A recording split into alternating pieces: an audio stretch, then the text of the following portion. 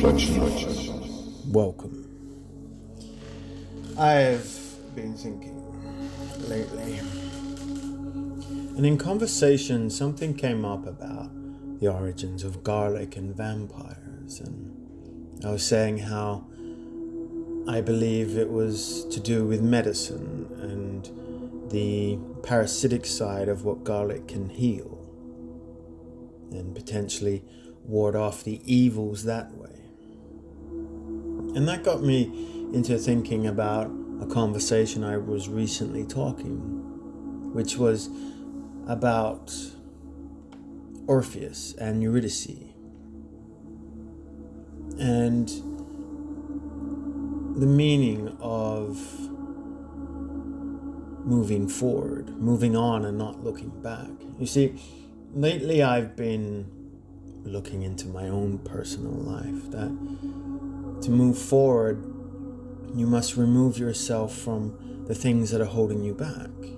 Those photos or exes or moments or just things of the old version of you that aren't harmful, but prohibit your moving forward, your growth, by returning you back to a level of who you are. There's nothing sinister, just it stops you from opening up that door of yourself so that you allow in the new.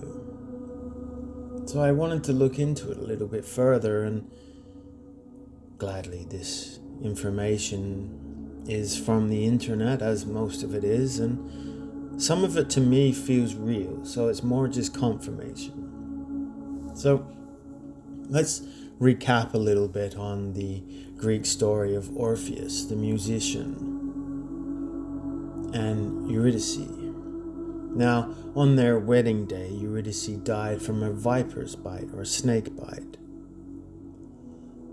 And then Orpheus used his music and his charm to go into the underworld and rescue Eurydice, on one condition, that he must not look back until they reach the surface. Tragically overcome by doubt and the love, just before exiting, he looked back, causing Eurydice to be pulled back into the underworld. Now, in this story, it talks about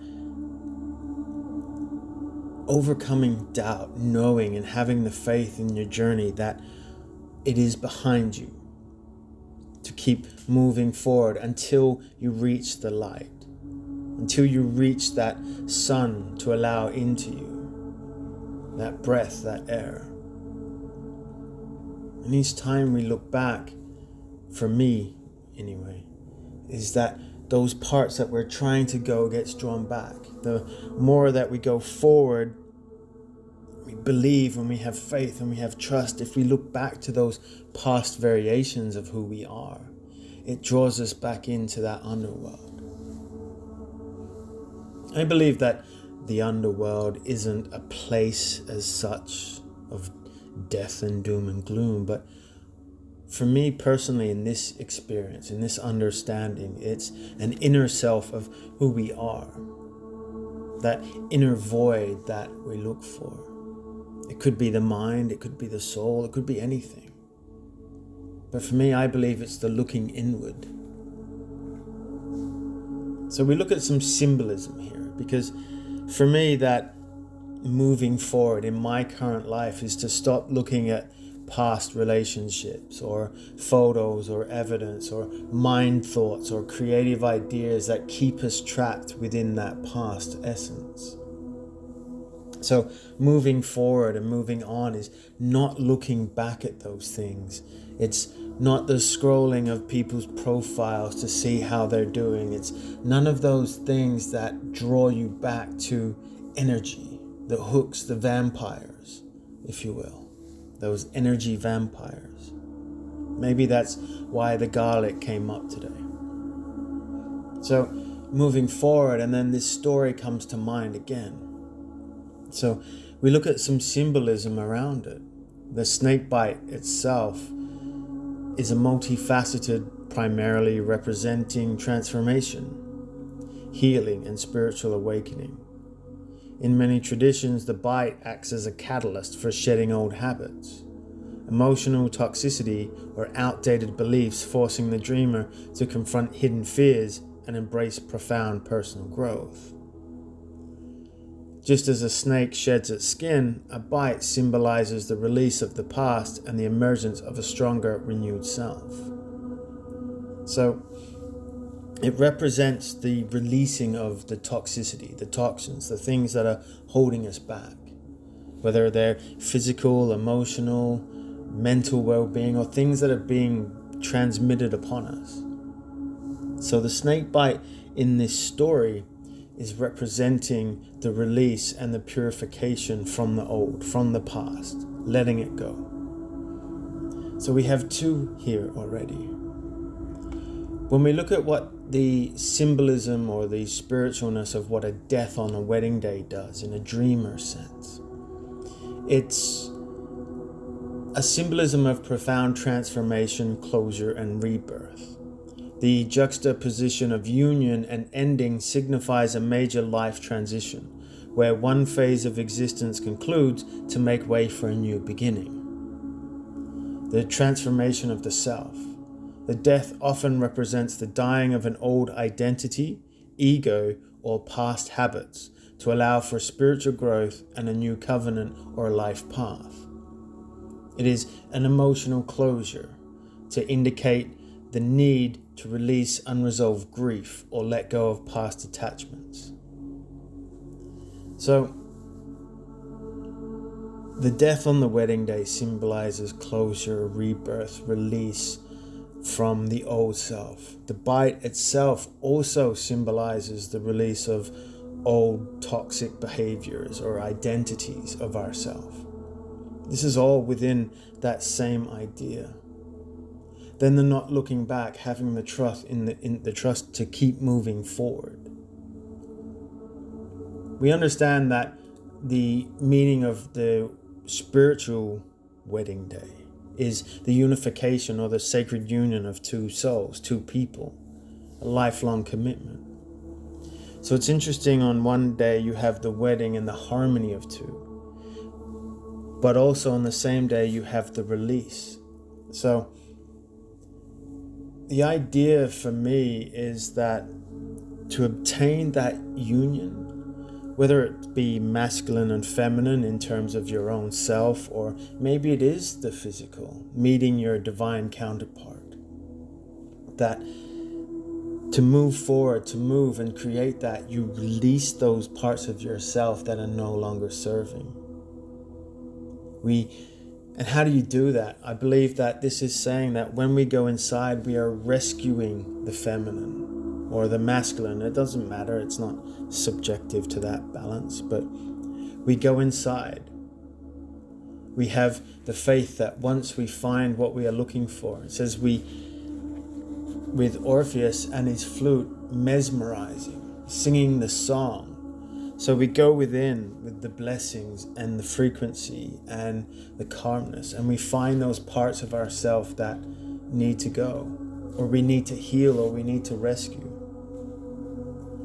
And we have faith in the journey that when we come back, we're able to let go of those things. We don't have to keep looking back around it. There's many terminologies and ideas of what it could be as well. This is just mine. And maybe this whole situation is just referring to me.